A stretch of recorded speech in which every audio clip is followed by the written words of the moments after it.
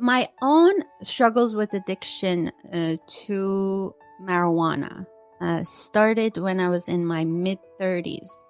So I was really busy working, working long hours. I had just started my own business, and it was very demanding. And I spent a lot of hours at work, and so marijuana came into my experience, and I think I wanted to use it as a temporary relief.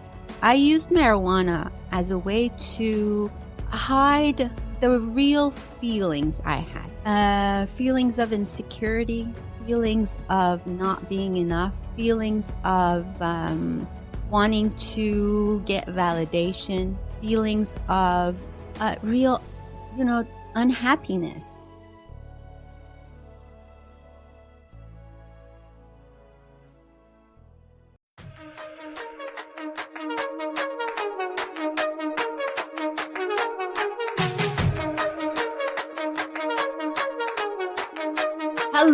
Hello, and welcome. Welcome to Dela's Voice. Today marks the second year of Dela's Voice being live, and I'm so excited. Honestly, I have no idea where the past 2 years have gone. Through the past 2 years, I have interviewed more than a couple of hundred people. It's amazing. I've met incredible individuals with inspiring stories. I have learned so much. Above all, I have learned that every single step of the way, we got to keep growing. We got to keep changing if we are going to make the most out of this life. We cannot stand still. So, on the second anniversary of Dela's Voice, I decided to go solo. I know. Candid conversations with Dela. It is a very difficult step for me. I think into something new, a new experience, which means that you are going to see me vulnerable. It's scary. It's scary to step out of one's comfort zone. It's scary to be vulnerable. So here we go. This is a new journey for me. Uh, convers- Candid conversations with Dela. We are going to start this together, which means that there will be no guest on today's show. And you, the viewer, is going to participate. You can call into the show by using our WhatsApp number. I'm going to display that on here. Um, this is going to be quite different, right? So here's my WhatsApp number. You can use that to call the show and, participate with your comments, with your experience. And this will be quite interactive, I think. When I started Della's Voice 2 years ago, it was really just an idea. A lot of people helped me take off with this idea and actually realize it. Actually, someone's calling right now. Let's see who's calling. Thank you for calling Candid Conversations with Dela. This is Dela. Hello, Miss Dela. Well, isn't it Deborah? How are you, my dear? I am so proud of what you are doing, stepping out of that box into something new. You are such an inspiration, my friend. Thank you. It's hard. It's hard to step out of the comfort zone. You've been doing something. I've been doing Della's Voice the same format for 2 years. Always having a guest on the show. I think it's just I've been relying on the guest to do most of the talking. So this is totally new, girlfriend. Oh, I can imagine. But the thing is like I told you earlier when we were chatting, I love hearing your side, your journey, your experiences, because you touch more people. You're the one that touched me, not your guests when I met you, So I think it's going to be amazing. I appreciate you, Deborah. Thank you so much for this. I know you're always encouraging. You're always so I mean, you're amazing. You're wonderful. You know how much I like you, and I always follow you. Thank you so much for being on here today. Well, you are absolutely welcome. I have shared this out. I've invited a bunch of people, and let's hope we can blow up your first day as a soloist. Thank you. Deborah said, Deborah said to me, I'm confused. What are you doing? I wasn't understanding that you were just going to kind of go solo. I didn't know if you were going to do that like once a month or something. But I love this idea Thank you. because then when you have a special guest, you bring them on, Yes. you Yes. know? Yes. And you know what? We're always looking for inspirational stories. I mean, you know how wonderful it is to be able to find those speakers who have those amazing stories and they are willing to share their stories with you. So those are always welcome, right? Always Look, welcome. absolutely, absolutely. But there's so many times that you would have a guest on, and I would hear bits and pieces of things about you that I didn't know yet. And this is so cool for me to think that we're going to get to know you, Ah, who Della. thank you. So I really, really love this idea for you, and Thank and you. I won't hog up the whole conversation. I just wanted to be the first one to say Thank congratulations. you. I love you. I love Proud of you. Thank you, Deborah. Thank you so much.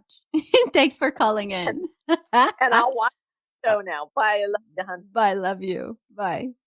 Oh, this is amazing. So, okay, good. So I just want to make sure that you all heard Deborah as she called into the show.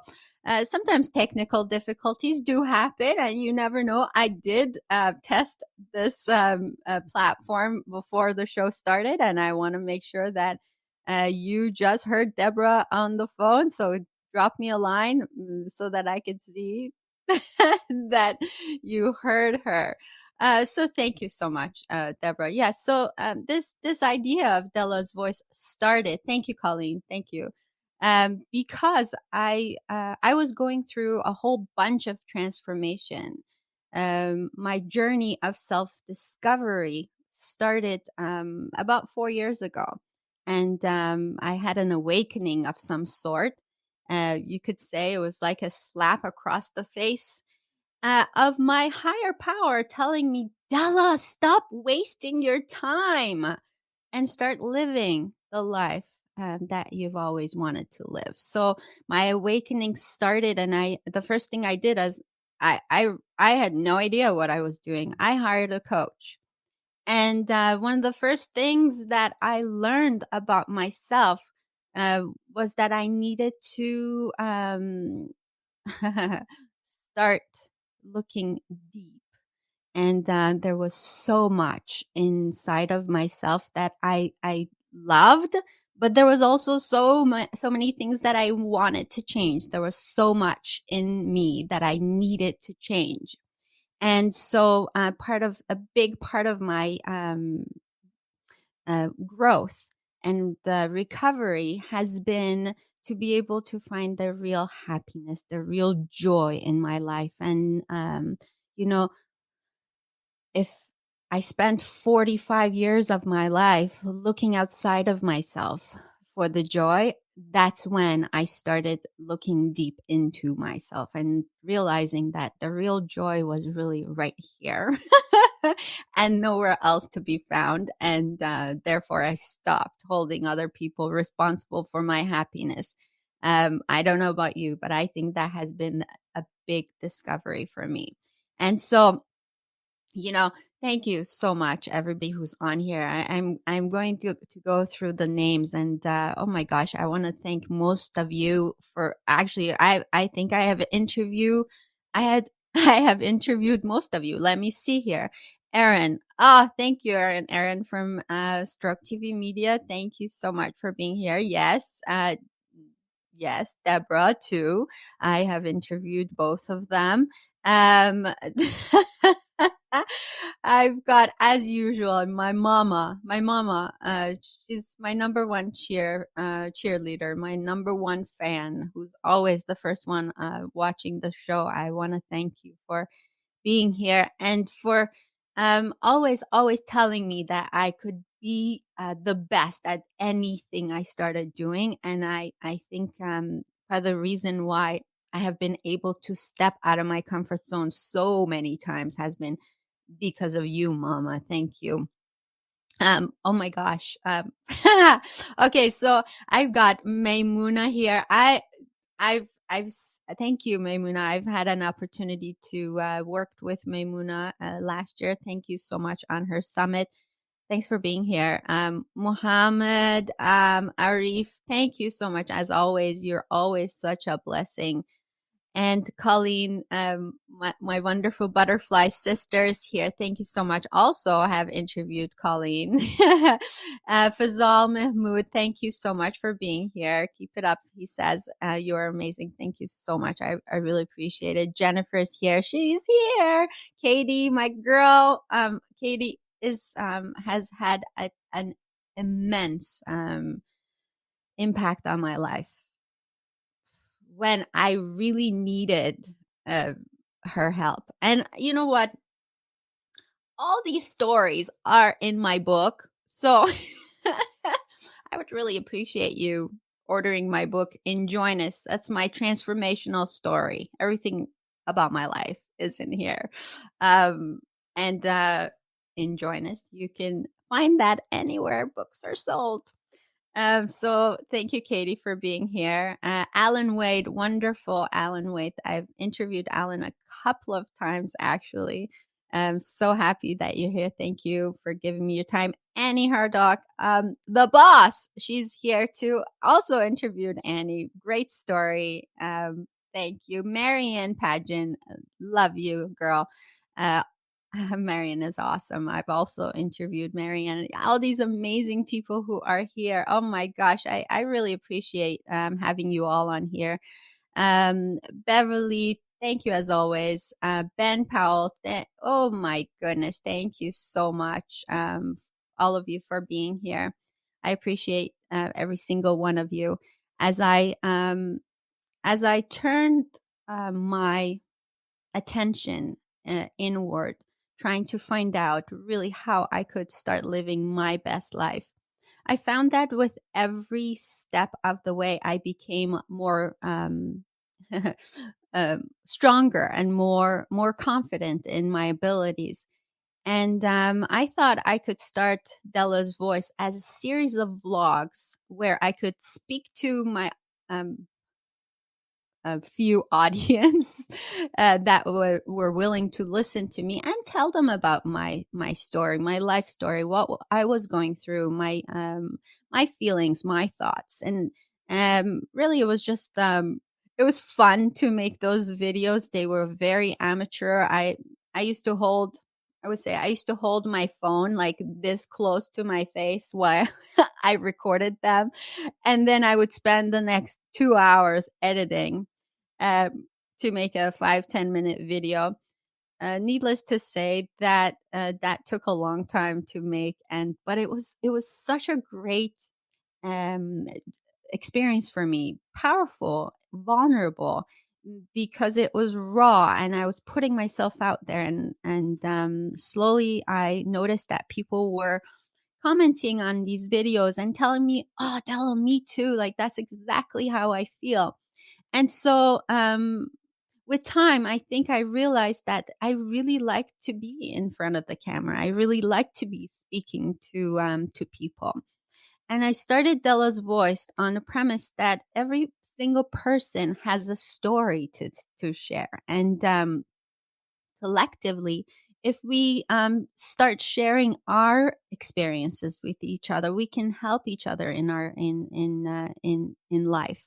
And so I started inviting wonderful guests on the show. The very first show was amazing because it was just like it was actually done on October 15th, 2019, and we had I had so much help from, this is my shout out, Guillaume McMartin. He was there with me every single step of the way. He helped me take this off. He helped paint this picture for me of Della's Voice. I will never forget you, my friend. Thank you so much. And so many other people that helped me along the way. Um, and I think one of the biggest lessons for me in this journey has been to trust my intuition. And so, if you agree with me, please let me know. Trusting your intuition, trusting your, I want to say, my gut feeling, but it's more than that. I think I've learned to trust my higher power, my inner, really my inner voice to help me along the way and let me know what's the next best step to take would be. And so, my friends, if I'm sitting here right now across from you and talking directly to you, it's because I've trusted that intuition, and here I am. 2 years later, Della's voice is still going strong. I have not. Okay, maybe I've missed a couple of Sundays only because uh, it couldn't be helped. But otherwise, I have been here. I have been here. I have been here, and I'm still here. And I intend to stay on. So here we go. As what is Colleen say? Yes, as Oprah says, your gut always knows what's best for you. It's true, right? It's so true. So I'm going to kick off this candid conversation right now, and we are talking about addictions. So I'm going to put up um, the banners so that if you're just arriving, you know what we're talking about. Addictions. Um, the only reason I'm talking about this is because I've had lived experience. A while ago, I have put out a post on social media. Is there anyone who has, who's willing to talk about their own inspiring stories on addiction? And unfortunately, I did not get any volunteers. And so, because I have lived experience with this topic, I just thought, you know what? I'm going to go on there. And I think this was the inspiration, right? We need to be talking about things like this. We need to be bringing forth information that we have, but also the experience that we have lived so that other people can learn from our experience. Other people can hopefully get inspired by our experience and get motivated to change. I heard this from someone.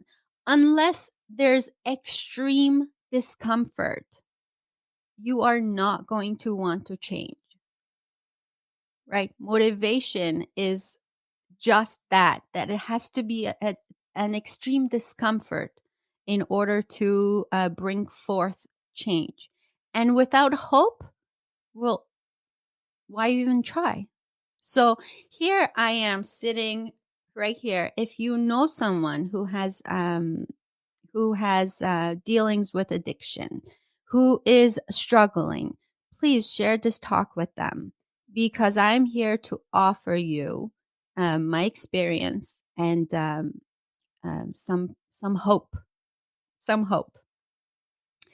My own struggles with addiction to marijuana started when I was in my mid 30s. So um, I was really busy working, you know, working long hours.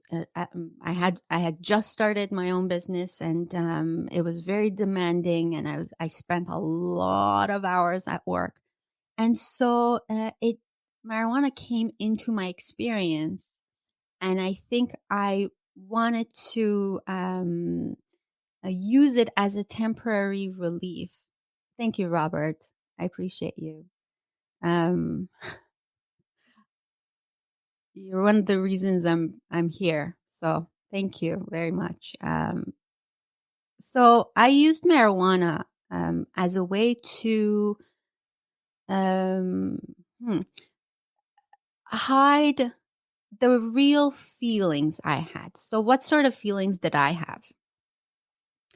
have? Feelings of insecurity, feelings of not being enough, feelings of wanting to get validation, feelings of real, unhappiness. I told you, you know, I was looking for happiness outside of myself, that I was looking to other people to get that feeling. So I used marijuana to as a crutch to hide my real feelings because I was afraid to face those feelings. Maybe I was tired to face those feelings.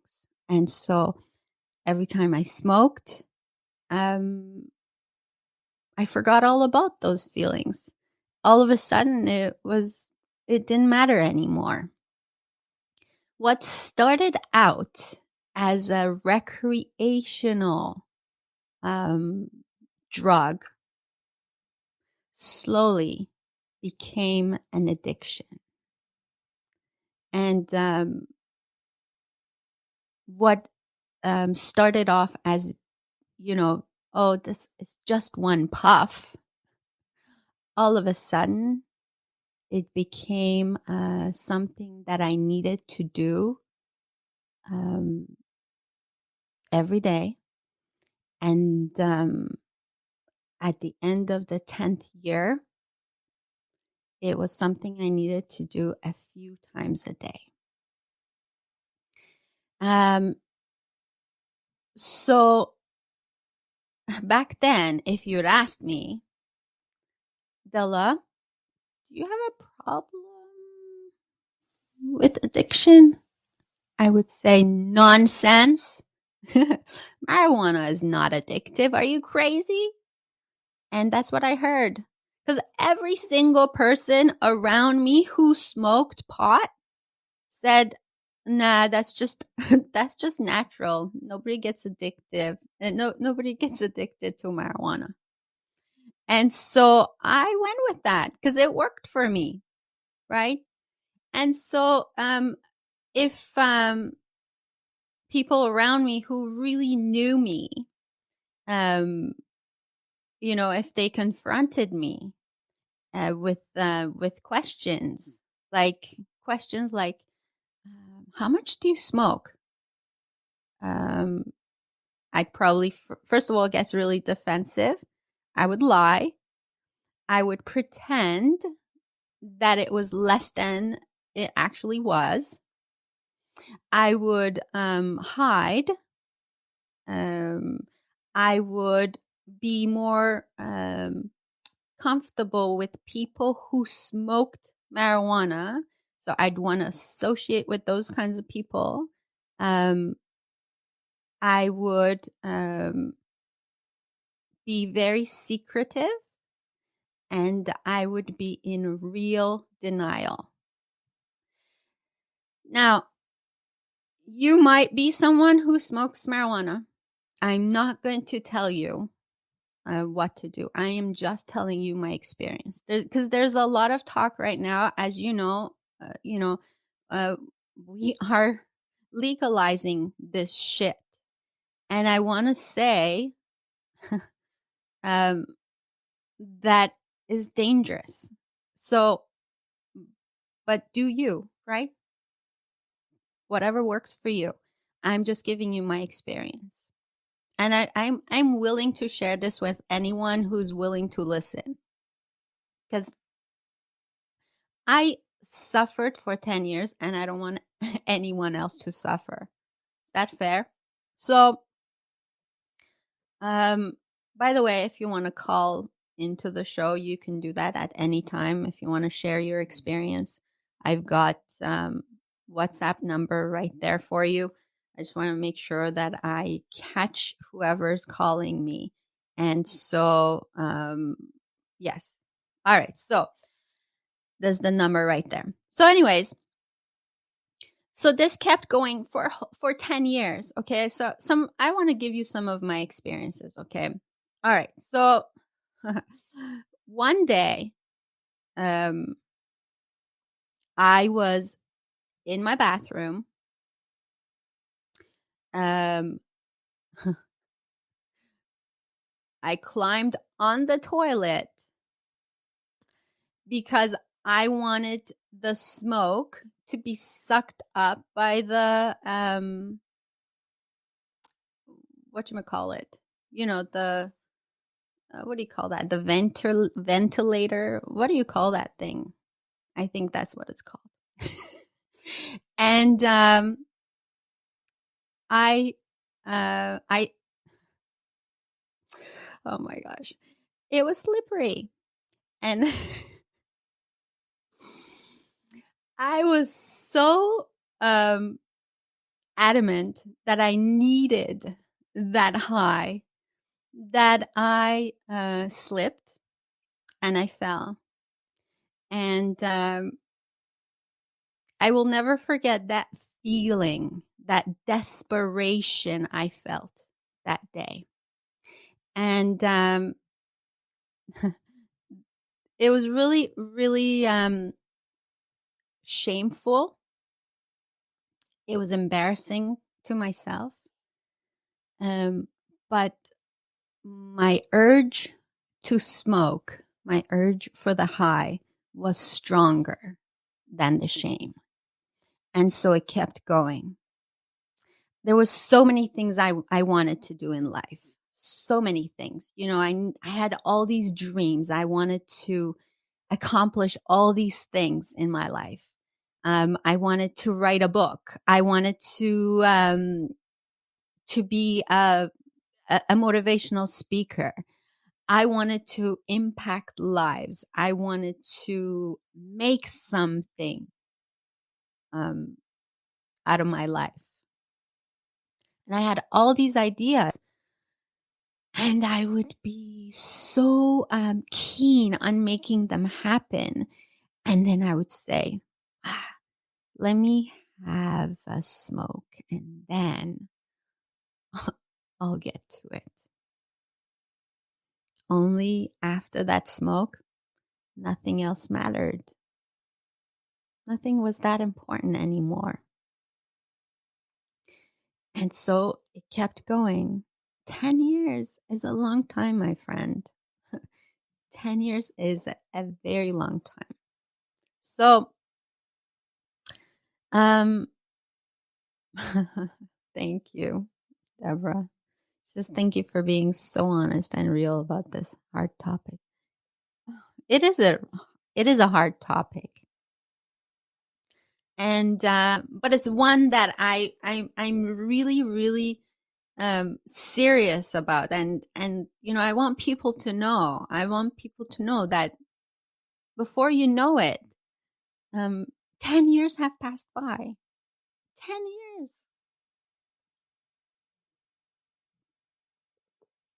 So um I remember one time I had smoked in the bathroom, and because I was hiding, right? And it's funny how we're in denial and we think other people are blind or stupid, or they just plain can't smell things. So I had been in the bathroom, and I had smoked, and then I was taking a shower. And my son, back then, he was like 15 or something like that. He came into the bathroom. He was going to ask me something, and he said, "Mom, uh, why does it smell like pot here?" And what do you say to a 15-year-old? I said nothing. Like, I said nothing. I absolutely kept quiet. And he asked again, "Mom, why are you smoking pot?"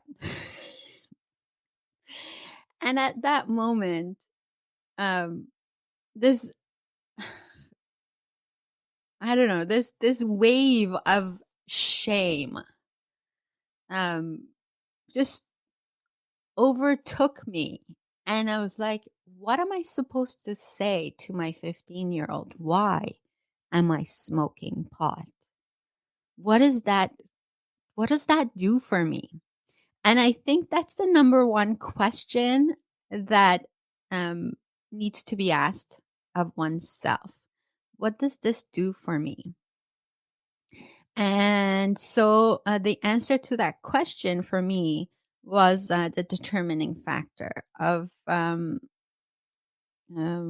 whether I needed marijuana or not. Because the fact of the matter was that I smoked marijuana to prevent dealing with my real feelings. And so at that moment, I knew that. I can't tell you that quitting marijuana was an easy thing to do because every night I wanted to quit. I didn't like um, how it felt. I didn't like having to rely on the pot to be happy, to relax, to have energy, to have fun, to socialize, to be creative, to I said relax, to um, to think, to not to think. So I was tired of that, and let me tell you that when you are uh, afraid that your stash is going to end, and the the biggest issue on your mind is, how am I going to find my next batch, or let me get my next batch because this is going to finish. That's when you know that you are addicted. um Now I know a lot of people who smoke marijuana recreationally, and they couldn't care less whether they had some or not. If, you know, I don't know, if there's like, if there was a party and the smoke was going around, they may have a drag, but if they don't have it, they don't care. That's not what I'm talking about. If you are worried that your stash is going to end soon and you need to get your hands on the next stash, then there's a problem. You need to be aware of that. I'm just saying. Um, so every night I quit. In my mind, every night was my last smoke. And then the next day would come, and I'd be devastated by the thought of not smoking because I was afraid of how I was going to deal with my feelings, with life. Without pot, life was scary to me. And so it had to end. My realization came to me that I was addicted. I think most people who are addicted, they know it. I think you know it deep down inside. And when people around you tell you, you may get defensive and you may put up a wall and you don't want to admit it, but to yourself in your own privacy, you know. And so that was the moment. I think the first step for me was the admission that I was in deep trouble and um, I needed to end it. So um, when I realized that, I not only admitted it to myself, but the next um, biggest step for me was to admit it to other people. And so by admitting it to other people, um, I got myself accountable. And so I'm not. Oh my, that's not an easy step. I tell you, it is not, because um, I don't know if you know smokers, like cigarette smokers, and sometimes it's hard. That nicotine withdrawal is hard. But cigarette smokers quit and they want to announce it to the whole world because they are so um proud of themselves, right? And you know that This is a hard thing to do, and by announcing it to the world, really you're celebrating. But other people keep you accountable. And so, how many times will you say to other people, "I'm gonna quit," and the next time they see you, you're still smoking or you're still drinking or whatever, you're still binging or whatever it is that your addiction is, because there's lots of addictions, you know, if we are going to be honest with ourselves. And so by keeping yourself committed and accountable to other people, then that's really an extra push, right? Because I needed that. I needed that accountability. But most of all, I needed to be accountable to myself, because in my own solitude, I needed to be okay with myself. Um, I no longer wanted to lie to myself, um, because I could have lied to other people, but I didn't want to lie to myself. I knew. So the day I decided to quit pot, I announced it to a big group of people. I was in the middle of a workshop, of a self development workshop, and I stood up and I said, I have been smoking pot for the past 10 years, and this is it. I'm done. I'm quitting. And that was that was hard. That was really hard. But that was what I needed, because I knew that that was going to keep me um, keep that promise to myself. Um, so admission is the first step, right? But sometimes just admitting it to yourself and admitting it to other people is not enough. I learned something at my in my journey um, at Al-Anon through the 12 steps, and one of the big discoveries of my life has been to find my spirituality. And I don't know how big spirituality is in your life, but for me, spirituality is huge. And I needed to find that to give me that extra strength, that extra power. And so um, I have found the 12 steps really, really, really powerful in my life. Um, After I admitted that I needed help, I also asked for help. And so this is a very important part. Now, admitting is one thing, but asking for help from people who can actually help you is is very important.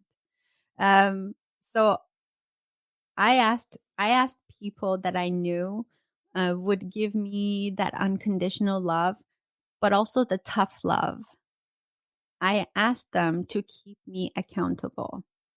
And I looked for replacement for my addiction. That's really super important, because what is an addiction? Addiction is you get addicted to a substance or behavior because it gives you a reward. Temporary, yes, temporary reward. But the more you do it, you get used to getting that reward. So you keep doing it, right? It's the same thing with food. It's the same thing with, um, for some people, it's shopping. For some people, is gaming. For some people, is gambling, right? You get that temporary reward. But the more you do it, the more you get used to it. It's a habit. It becomes a habit. So I needed to change that behavior with something else. So when I felt the urge to smoke pot, I needed to replace that with something else, but something that was also as um, I want to say as fulfilling. Not really, because smoking pot was not fulfilling. It seemed that way to me because I was addicted. So I started looking deep. I started learning about myself. I started discovering ways to bring more joy into my life. I started mindfulness practices. I started working out. I started learning, reading, listening to podcasts, um, really going deeper into what I needed, what my soul needed. And so that was a replacement for me. I needed to be fulfilled so I wouldn't go towards pot because I knew relapse happens so easily. And people who have addictions, you know that it's not like you quit and then it's gone. No, because once an addict, always an addict. I mean that. It's really hard to believe this. It's really hard to admit this, but it's true. Once an alcoholic, always an alcoholic. So relapses do happen. It's very easy to go into that again. It's so easy. So I needed to find replacement um, to fill that void. Um, and I did. Um, I found a lot of different replacements. And a big part of this journey is surrounding yourself with people who um, are not suffering with addiction. So this is, I want to say it a different way. People who have found um, the deeper meanings of life.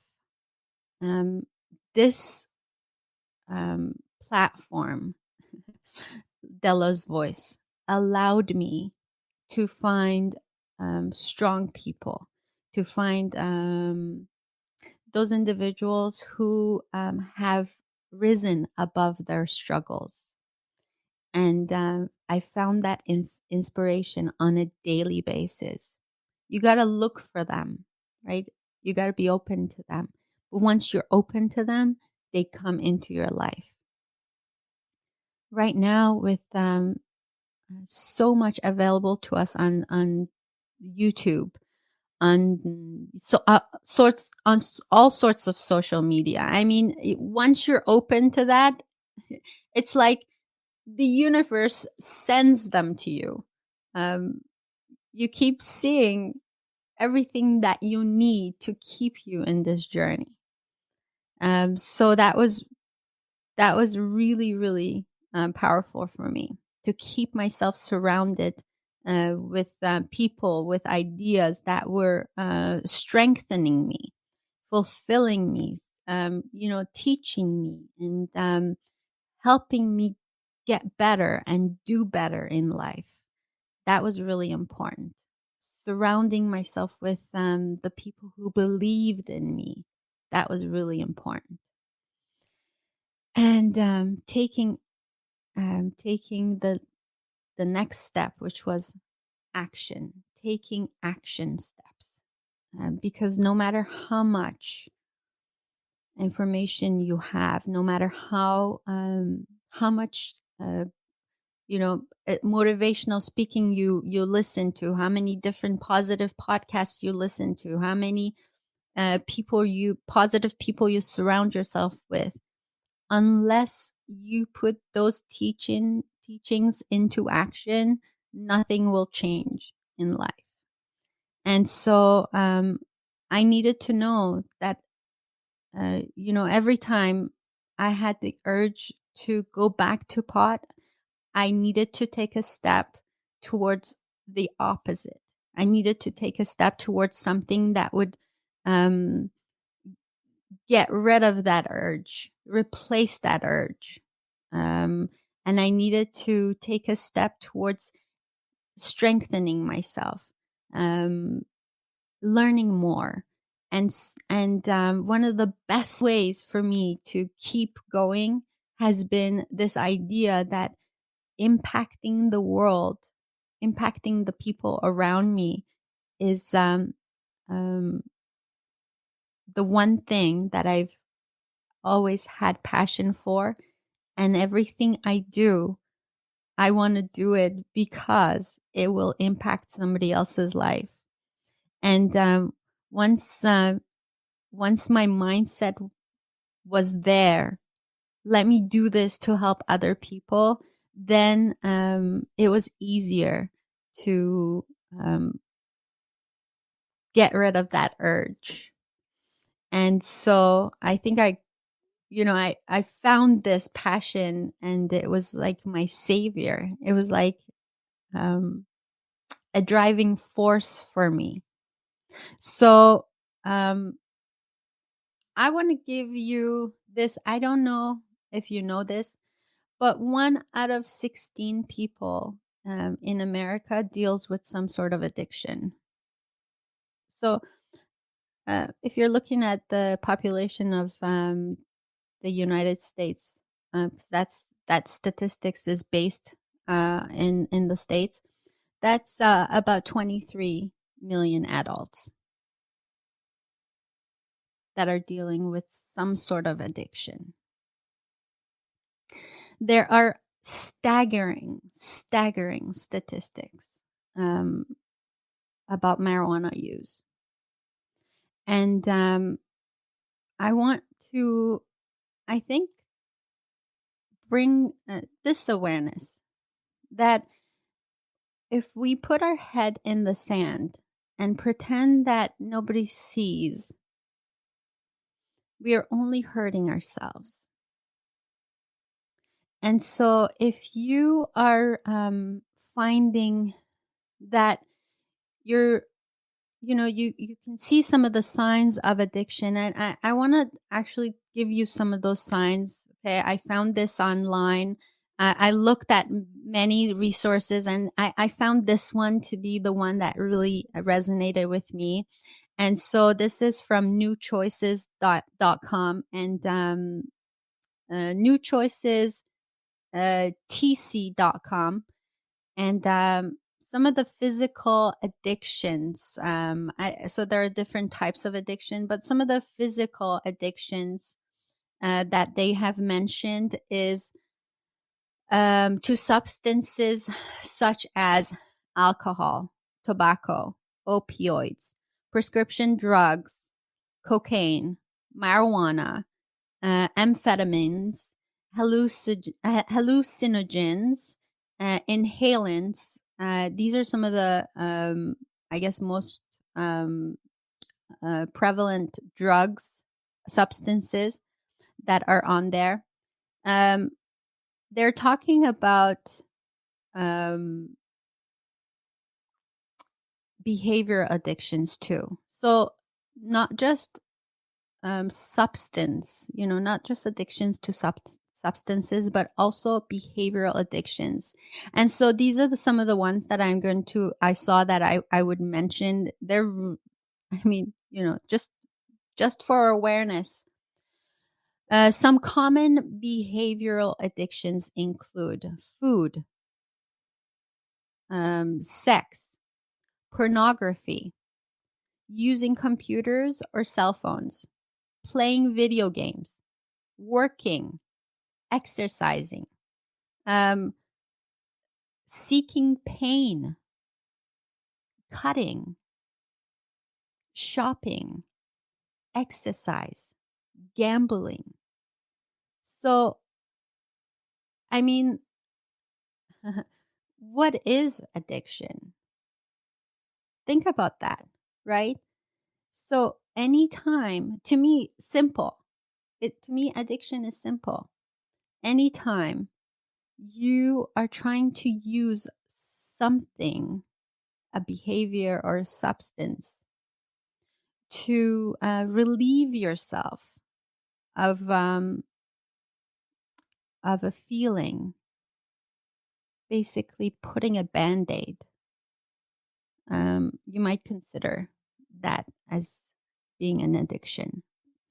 Just putting it out there.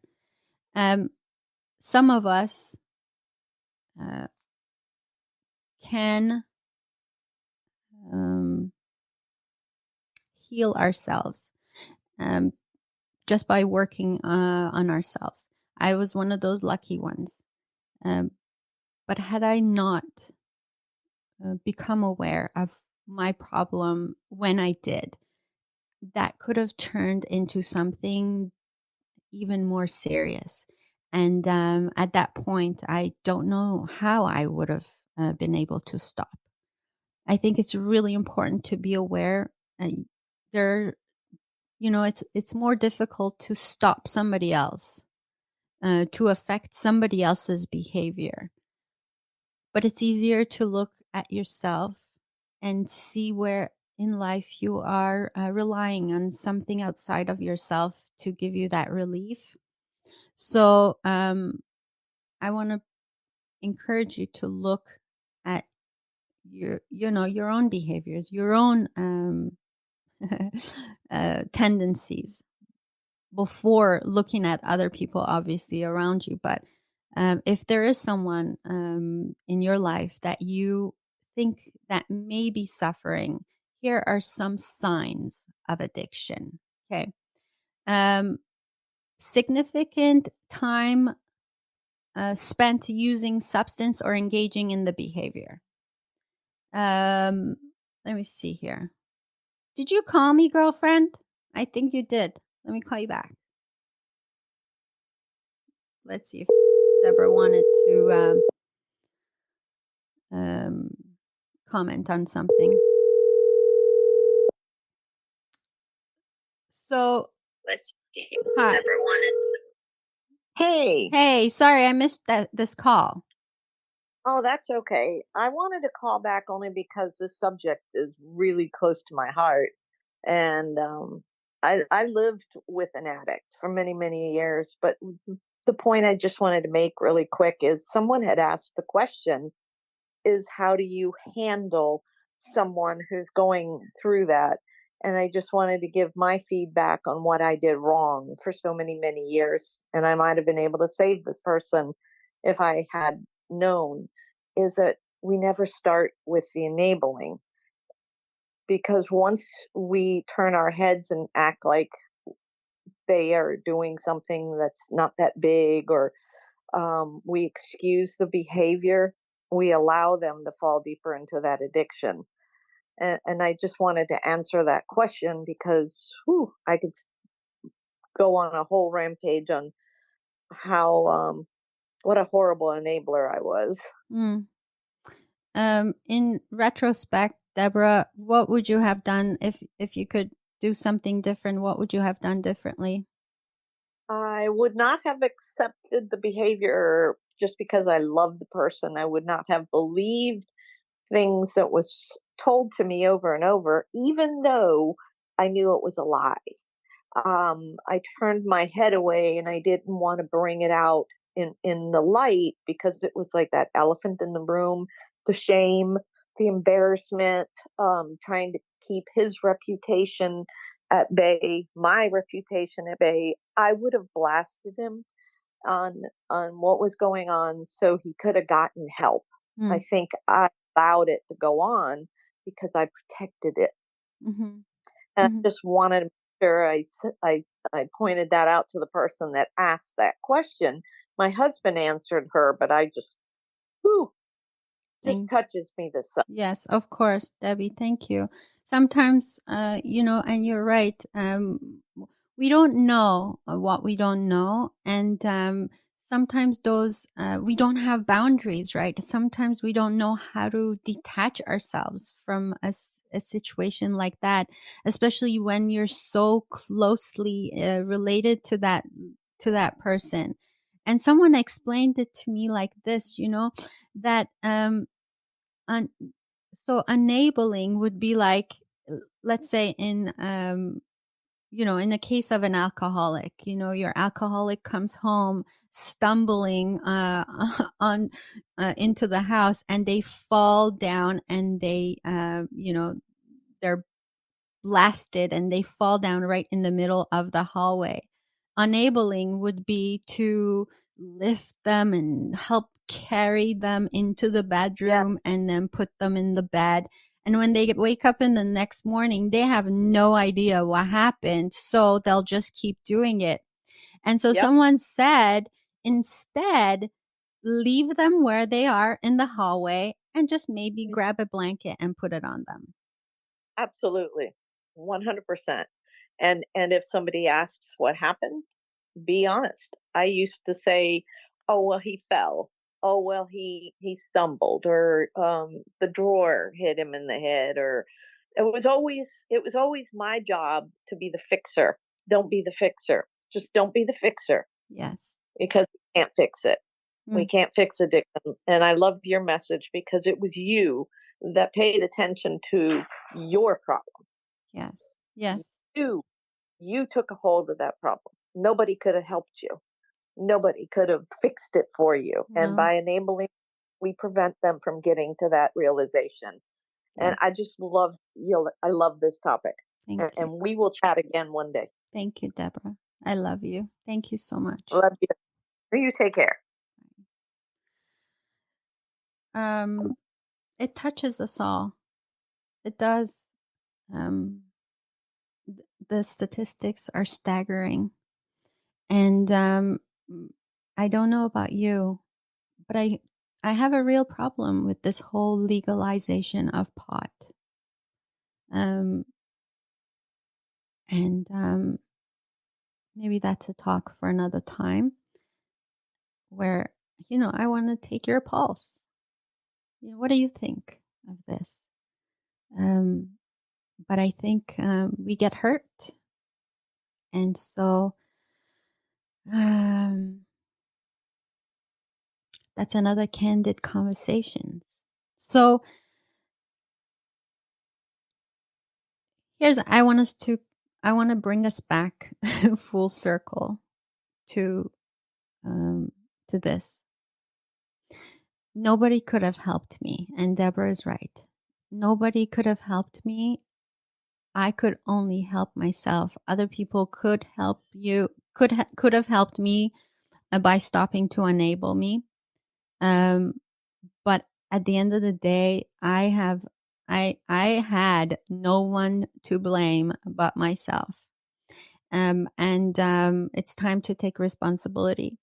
Um, for our decisions, for our actions, for the way we hurt ourselves, but also the people around us. So it all comes back to personal responsibility.